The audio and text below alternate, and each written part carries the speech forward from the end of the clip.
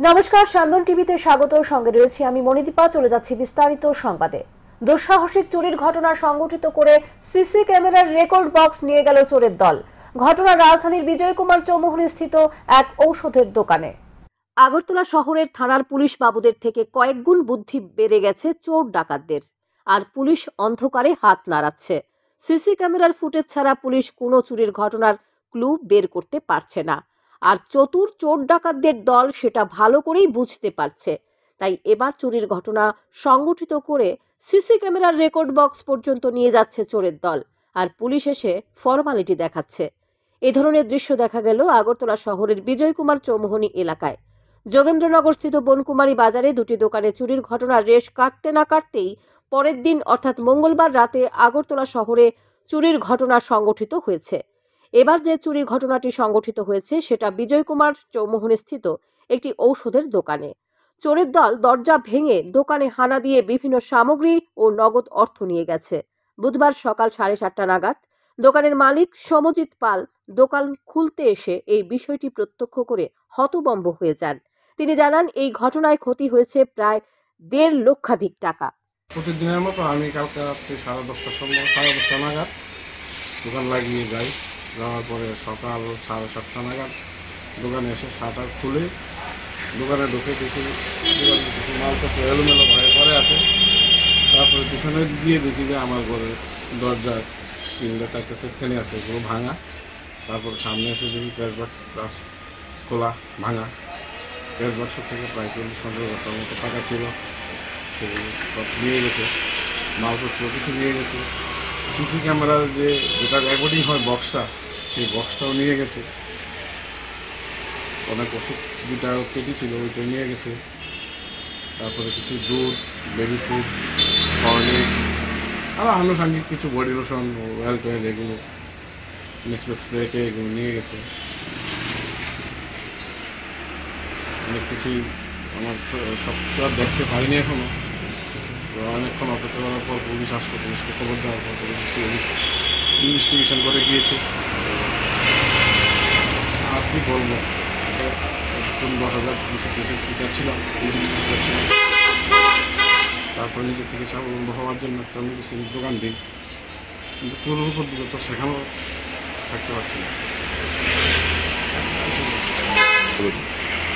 এখন তো ঠিক দেখতে পাচ্ছি না, সব কিছু নিয়েছে। আমি মাত্র আসলাম, আপনি আসলেন, যেটুকু নিয়ে গেছে আমার 40-50 হাজার টাকা হবে। আর মেডিসিন একটা কালকে মাত্র মালটা আনলাম, আজকে সকালে এসে গুছাবো।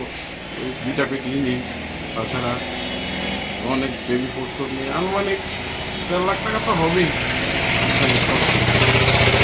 পুলিশ এসে যথারীতি একটি চোরের মামলা হাতে নিয়ে ঘটনার তদন্তে নেমেছে। সান্দন টিভি। কমিউনিস্টরা দীর্ঘ 35 বছর রাজ্যে শাসন ক্ষমতায় ছিল। তারা নারীদের শোষণ করে গেছে, মানুষকে নিয়ে মিটিং মিছিল করিয়েছে তারা। রাজধানীর রামনগর আখাউড়া রোড স্থিত ওয়েস্টার্ন ক্লাব সংলগ্ন এলাকায় এক অনুষ্ঠানে বক্তব্য রাখতে গিয়ে এই কথা বলেন সাংসদ বিপ্লব কুমার দেব। কমিউনিস্ট মানসিকতা সম্পন্ন জীব এখনো রাজ্যে আছে। তারা মহিলাদের পিছিয়ে রেখেছিল দীর্ঘ 25 বছর। লোকসভা নির্বাচনের পশ্চিম আসনের প্রার্থী বিপ্লব কুমার দেব রাজ্যে এসে দ্বিতীয় দিন কমিউনিস্টদের সমালোচনা করতে গিয়ে এই কথা বলেন। বুধবার 7 রামনগর মণ্ডলের উদ্যোগে ভারতীয় জনতা পার্টি কর্তৃক আয়োজিত মহিলা স্বসহায়ক দল এবং এনজিও সম্পর্কে এক অনুষ্ঠানের আয়োজন করা হয় রাজধানীর বর্ডার গোলচক্কর এলাকার ওয়েস্টার্ন ক্লাব সংলগ্ন এলাকায়। অনুষ্ঠানের শুরুতে এলাকার প্রয়াত বিধায়ক সুরজিৎ দত্তের প্রতিকৃতিতে পুষ্পার্ঘ্য অর্পণ করে শ্রদ্ধা জানান লোকসভা আসনের প্রার্থী বিপ্লব কুমার দেব। সঙ্গে উপস্থিত ছিলেন আগরতলা পুর নিগমের মেয়র দীপক মজুমদার। পরে মহিলাদের উদ্দেশ্যে বিপ্লব কুমার দেব বক্তব্যে বলেন, অধিকাংশ ডোমেস্টিক ভায়োলেন্সের পেছনে আর্থিক বিষয় জড়িত থাকে। এর জন্য প্রয়োজন মহিলাদের আত্মনির্ভর করা।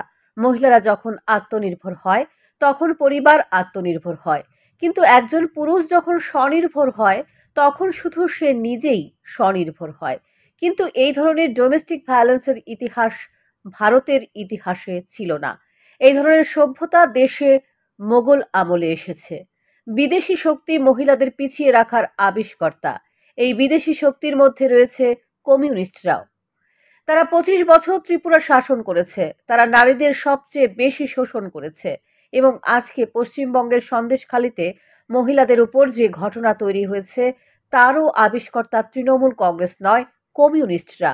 এবং তারা আজও মনে করে মাতা ত্রিপুরেশ্বরী মন্দিরে গেলে শুদ্ধ হওয়া যায় না, শুদ্ধ হওয়া যায় একমাত্র মেলার মাঠ সিপিআইএম এর পার্টি অফিসে গেলে, এবং পার্টি অফিসে স্নান করলে পুণ্য স্নান হয়, এমন সংস্কৃতির দিকে তারা ত্রিপুরাতে এগিয়ে নিয়ে গিয়েছিল।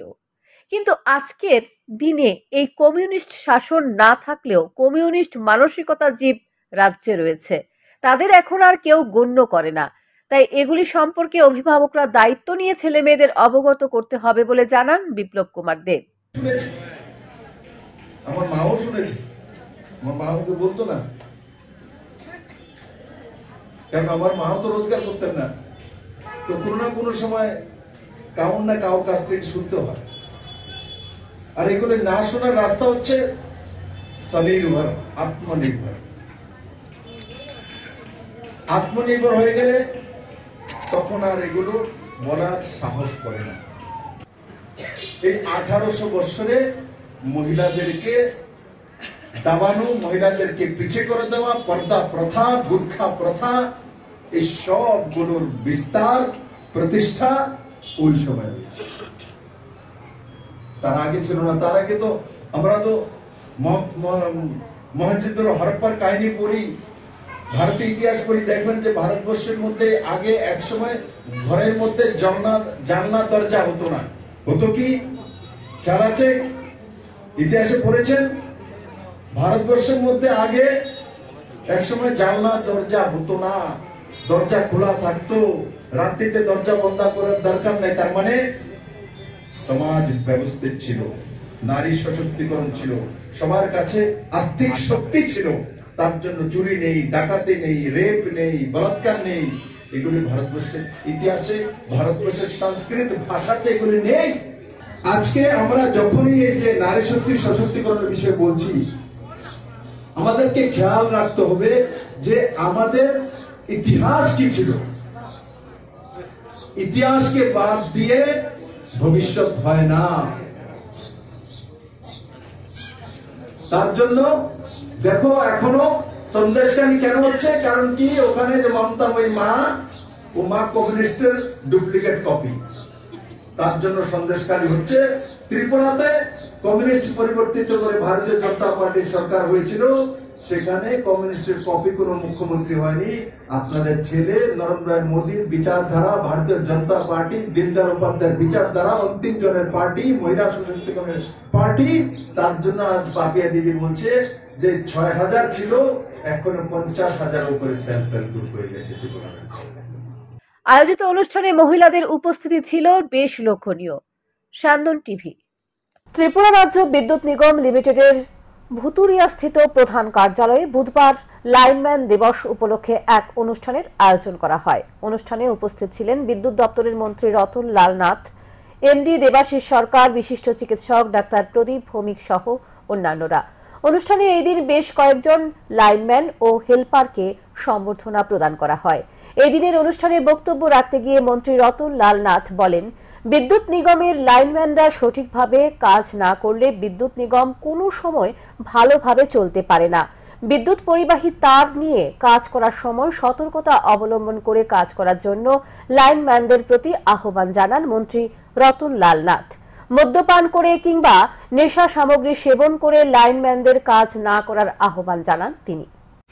এটা একটা খুব ভালো উদ্যোগ এবং আমাদের দেশের প্রধানমন্ত্রী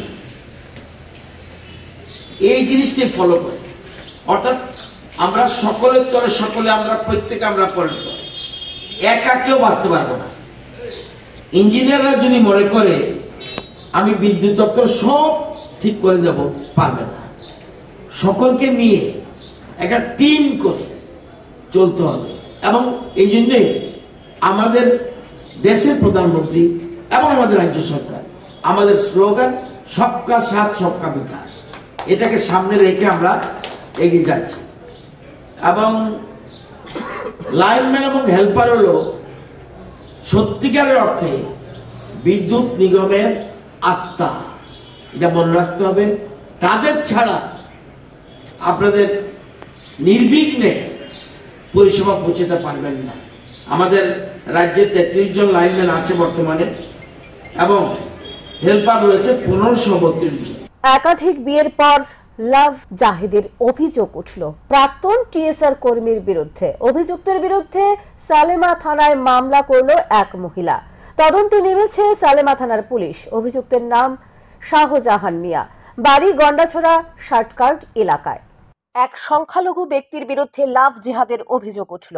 নিজের পরিচয় গোপন করে মেয়েদের সাথে একাধিক সম্পর্ক গড়ে তোলার অভিযোগ উঠেছে। ছেলেটির আসল নাম শাহজাহান মিয়া, বাড়ি গন্ডাছড়া শার্টকার্ট এলাকায়। জানা যায় একসময় সে টিএসআর এ কর্মরত ছিল।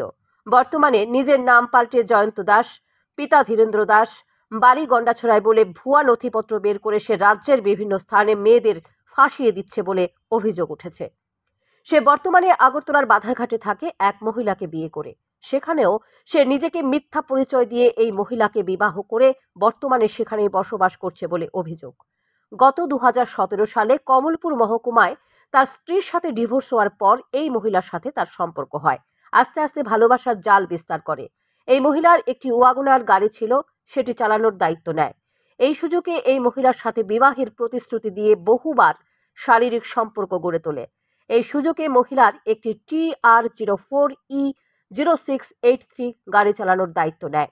সে সময় মহিলার কাছ থেকে নগদ 5 লক্ষ টাকা, একটি সোনার চেইন ও একটি আংটি নিয়ে যায়। টাকার জন্য সে মহিলার উপর অত্যাচারও চালায়। একসময় মহিলার গাড়ি নিয়ে উধাও হয়ে যায়। মহিলা আগরতলার শ্রীনগর থানায় গাড়ি হারানোর অভিযোগ করলে গত ফেব্রুয়ারি মাসে গাড়িটি খুঁজে পায়। গত 1 বছর আগে মহিলাকে হুমকি দেয়। শুধু তাই নয়, বিভিন্ন স্থানে মহিলাদের সে লক্ষ্য করে শারীরিক সম্পর্ক ও বিবাহ করছে বলে অভিযোগ রয়েছে। অভিযোগকারী এই মহিলার সাথে গত 1 বছর আর যোগাযোগ করেনি। বর্তমানে সে বাধারঘাটে এক মহিলাকে বিয়ে করেছে। গত 5ই মার্চ তার বিরুদ্ধে ডিভোর্স দেওয়া মহিলা লিখিত অভিযোগ করেন এবং তিনি একটাই আবেদন করেন, আর যাতে কোনো মেয়ের সর্বনাশ না করে সে। তার জন্য তাকে অবিলম্বে গ্রেপ্তার করে শাস্তি প্রদান করার জন্য বলেন মহিলা।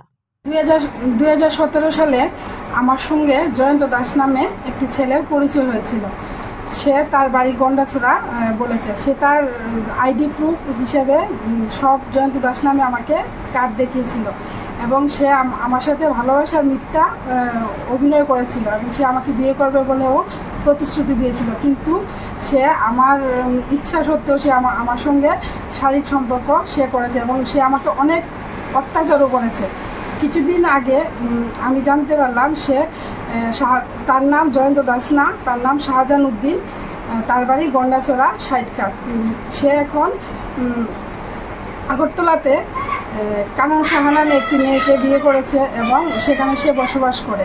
কিন্তু তারপরেও সে আমাকে ফোন করে হুমকি দেয় আমাকে মেরে ফেলে দেবে এবং আমার ছেলেরও ক্ষতি করবে।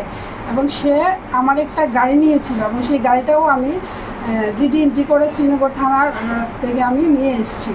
এখন আমি আপনাদের কাছে একটাই অনুরোধ, যাতে আমি ওর শাস্তি যাতে হয়, যাতে বিভিন্ন মহিলাদের সাথে এইভাবে প্রতারণা না করতে পারে। আমার জানা সত্ত্বেও সে আগরতলাতে অনেকগুলো মেয়ের সাথে সম্পর্ক করেছে এবং কমলপুরেও। সবসময় ও বলে ওর কেউ নেই, ও অনাথ, ও টিএসআর চাকরি করে, সেই কথা বলে সে মানুষের মনে সে জায়গা করে নেয়। আমি তার উপযুক্ত শাস্তি চাই। শাহজাহান উদ্দিন ওরফে জয়ন্ত দাস।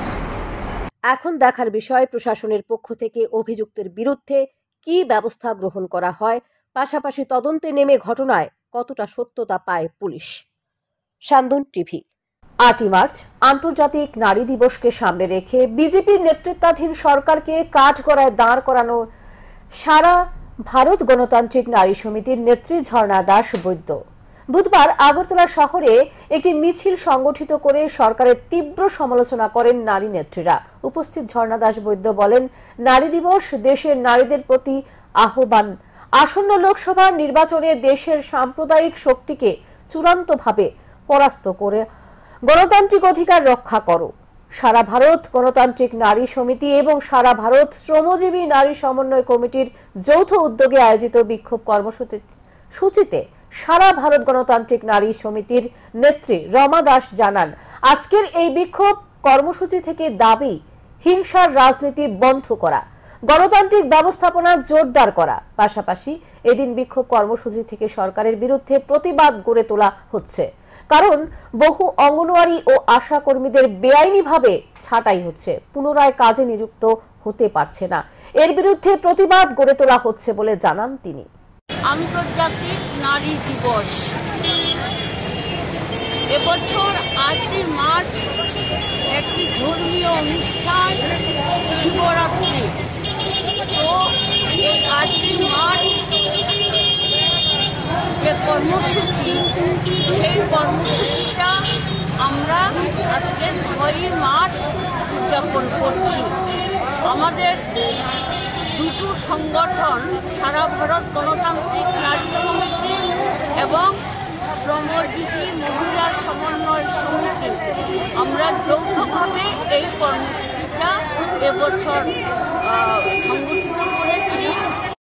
ভারত ফার্মাসিউটিক্যাল টেকনোলজির পক্ষ থেকে ফার্মা কনভেনশন 2024 অনুষ্ঠিত হয় বুধবার। ন্যাশনাল ফার্মেসি এডুকেশন ডে উপলক্ষে এই অনুষ্ঠানের আয়োজনে বিশেষ দায়িত্ব পালনের জন্য সংবর্ধনা দেওয়া হয়। উপস্থিত ছিলেন ভারত ফার্মাসিউটিক্যাল টেকনোলজির অধ্যক্ষ প্রফেসর শুভাশিস দেবনাথ, ডক্টর কুন্তল মান্না সহ অন্যান্যরা।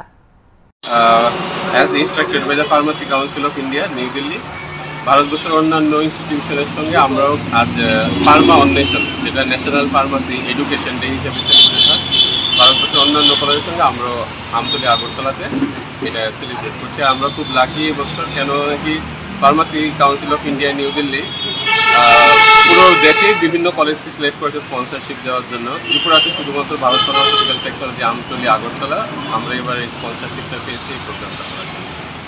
আর এই প্রোগ্রামটা যে হচ্ছে ওটা হলো contribute to the birth anniversary of the professor M L Shrao. M L Shrao উনি হলো যে পার্সন যিনি ফার্মাসি এডুকেশনটা এই ভারতবর্ষে শুরু করেছেন।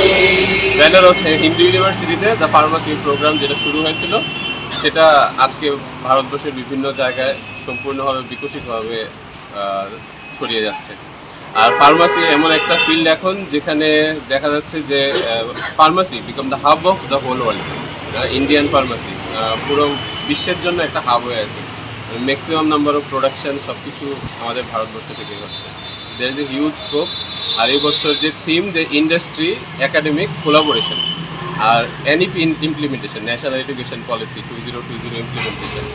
আর আমরা খুবই লাকি যে আজকে আমাদের সঙ্গে গুয়াহাটি থেকে, অজন্তা ফার্মা থেকে কিছু মানুষ এসছে, ইন্ডাস্ট্রি পার্সন, কলকাতা থেকে কিছু ইন্ডাস্ট্রি পার্সন এসছে। 9 নম্বর বনমালীপুর কেন্দ্রের দক্ষিণ চন্দ্রপুর এলাকায় গরিব অংশের মানুষের বাস। বিগত সরকারের আমলে তাদের পাট্টা বিতরণ করা হয়েছিল। পরবর্তী সময় আর কাউকে খাসের জায়গায় পাট্টা বিতরণ করা হয়নি। কিছুদিন পূর্বে প্রাক্তন মুখ্যমন্ত্রী মানিক সরকার ওই এলাকা পরিদর্শনে গেলে ওনার কাছে এলাকাবাসী আবেদন করেন এই ব্যাপারে সরকারের দৃষ্টি আকর্ষণ করার জন্য। বুধবার সিপিআইএম এর পূর্ব আগরতলা অঞ্চল কমিটির উদ্যোগে এলাকাবাসীদের নিয়ে পশ্চিম ত্রিপুরা জেলা শাসকের নিকটে এক ডেপুটেশন প্রদান করা হয়। দাবি জানানো হয় বঞ্চিত গরিব মানুষদের পাট্টা বিতরণ করার জন্য। এলাকার নেতৃত্ব অমল চক্রবর্তীর সাথে ছিলেন স্থানীয় বঞ্চিত গরিব পরিবারগুলি। অমল চক্রবর্তী আরও জানান, বঞ্চিত পরিবারদের নাম সহ যাবতীয় তথ্য তুলে ধরা হয়েছে জেলা শাসকের উদ্যোগে। আমাদের 9 নং বনমালীপুর বিধানসভা এলাকার দক্ষিণ চন্দ্রপুর একটা এলাকা আছে, আপনারা জানেন অনেকেই, গরিব মানুষের বসবাস বা চন্দ্রপুর বাস সংলগ্ন এলাকায়। এই দক্ষিণ চন্দ্রপুর এলাকার বেশ কিছু পরিবার এখানে বছরের পর বছর দীর্ঘদিন ধরে এখানে বসবাস করছে। কিন্তু আমরা লক্ষ্য করেছি যে বামফ্রন্ট সরকারের সময়ে বেশিরভাগ পরিবারে সেখানে তাদেরকে পাট্টা, যেটাকে আমরা জমির বন্দোবস্ত বলি, খাত জমির বন্দোবস্ত দেওয়ার ব্যবস্থা হয়েছিল। কিন্তু বেশ কিছু পরিবার এখনও এই পাট্টা বন্দোবস্ত পায়নি। বেশ কিছুদিন আগে আমাদের রাজ্যের প্রাক্তন মুখ্যমন্ত্রী মানিক সরকার এই এলাকায় পরিদর্শন করতে গিয়েছিলেন মানুষের সাথে দেখা করার জন্য।